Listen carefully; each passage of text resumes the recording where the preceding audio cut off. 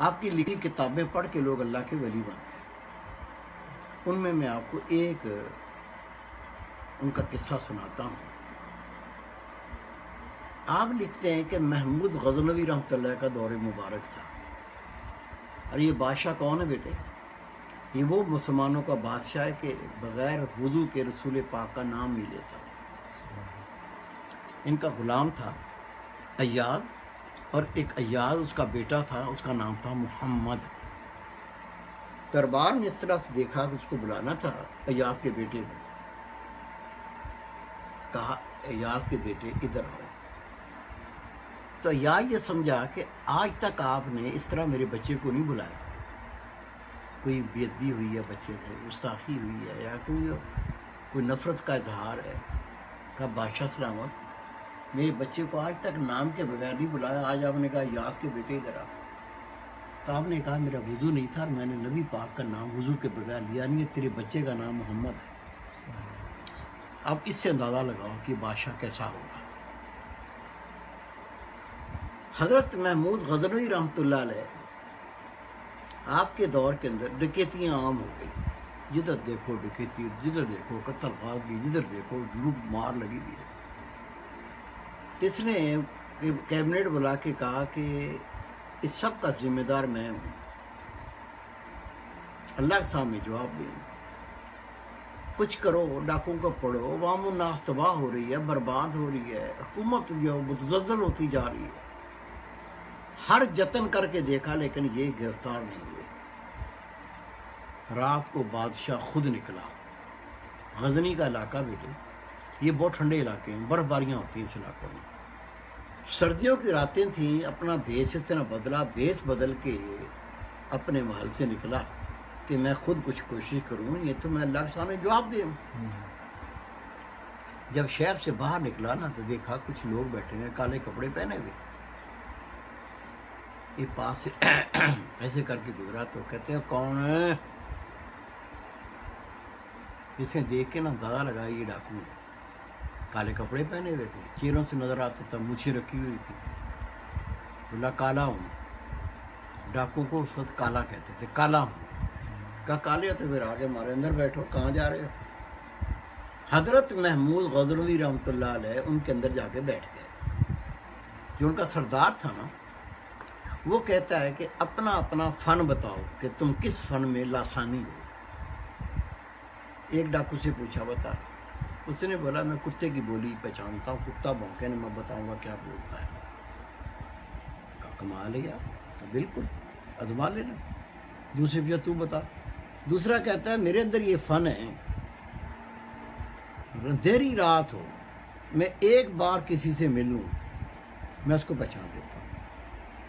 کہا یہ بھی عجیب فن ہے. تیسرے کا تم بتاؤ کہ تیرے اندر کیا فن ہے. اس بولا میں خزانے کی خوشبو سونگھ لیتا ہوں. جہاں خزانہ رکھا ہو نا میں آپ کو بتاؤں گا خزانہ وہاں پڑا ہے، مجھے اس کی خوشبو آتی ہے.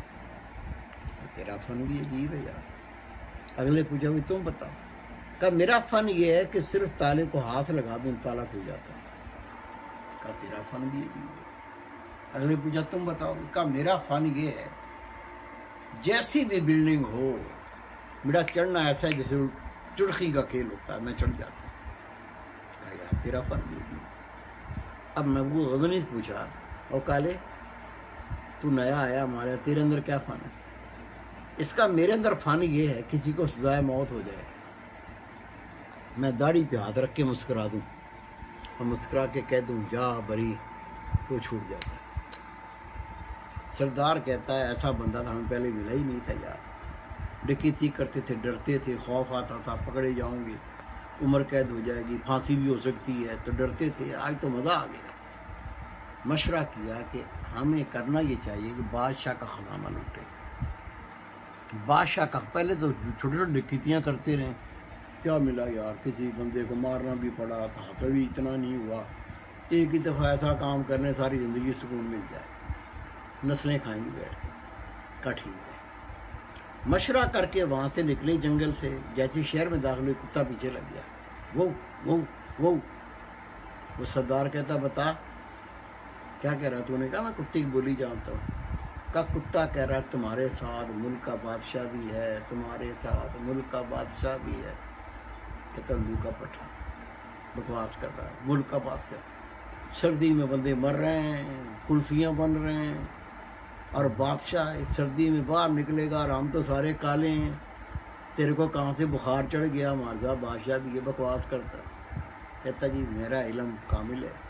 کتا یہ دیکھو یہ دیکھو بھونکا نا. پھر کہہ رہا ہے بادشاہ بھی تمہارے ساتھ ہے، بادشاہ بھی تمہارے ساتھ. کہ تو چپ کر. اس کو چپ کرا دیا. بیٹے آگے گئے، تھوڑا آگے گئے تو ایک نا ایسے ناک کو پرکھ کر کے جس طرح میں خزانے کو سونگھ لیتا ہوں ایسے کر کے کہتا ہے یہ سامنے بلڈنگ میں خزانہ ہے بادشاہ کا. بادشاہ کے دل کی دھڑکن تیز ہو گئی.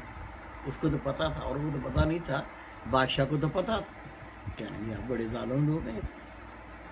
وہ سردار تیسرے سے کہتا ہے بھائی تو نے کہا تھا نا بلڈنگ جیسی بھی ہو میں چڑھ جاتا ہوں. چڑھ کے دکھا اندر، دروازہ کھول چلے اندر. وہ بیٹا اس نے ایسے کماند ڈالی 1 منٹ میں جپ مارا اوپر، دوسری طرف نیچے، دروازہ کھول دیا، اندر چلے گئے. اندر گئے تو اس وقت تالے ہوتے تھے اس سے دیسی تالے. 20 کلو کا تالا لٹک رہا ہے، نہ توڑا جا سکے نہ کھولا جا سکے. کہا جا بھائی اپنا فن دکھا. اسے بیٹے اس کو ہاتھ لگایا، اس کو ہیرا پھیرا کی، تھوڑا پڑک کر کے کھلا تالا کھل کے. اندر دیکھا تب خزانہ، سونا بھی ہے، چاندی بھی ہے، ہیرے جواہرات بھی ہیں. چادریں بچھا لیں، چادریں بچھا کے خزانہ اس میں بھرا، گانٹھیں باندھ لیں اور گانٹھیں باندھ کے وہاں سے نکلے. کہنے لگے یہ ہے بادشاہ کا خزانہ، اگر ہم بازار میں لے جائیں گے تو پکڑے جائیں گے. ہم اس کو کہیں دفن کر دیتے ہیں، کچھ وقت گزر جائے گا، یہ ساری کاروائیاں ٹھنڈی ہو جائیں گی. اپنے اپنے پتے بتا دو، گھر کے پتے ہمارے پاس ہوں گے، اکٹھے ہو جائیں گے. اور یہ جو ڈاکو چور ہوتے ہیں ایماندار بڑے ہوتے ہیں، بہت ہی ایمانداری سے حرام پائیاں کرتے ہیں. کہا ٹھیک ہے. ہر ایک کوئی دوسرے پتے دے دیے. بادشاہ نے اپنا غلط پتہ دے دیا. دے کے انہوں نے خزانہ سارا مٹی میں دبا دیا. دبا کے اپنے اپنے گھر گئے. بادشاہ اپنے محل آیا. مولا روم فرماتے ہیں سب سے پہلا حکم صادر کیا، یہ گھر ہیں، ساری رات جاگیں، ابھی ڈاکو سوئے بھی ہوں گے، 1 منٹ لگاؤ، نکلو اور ان کو پکڑ کے لے آؤ، اور فلاں جگہ پہ خزانہ دبایا ہوا ہے وہ نکال کے خزانے میں جمع کرا دو.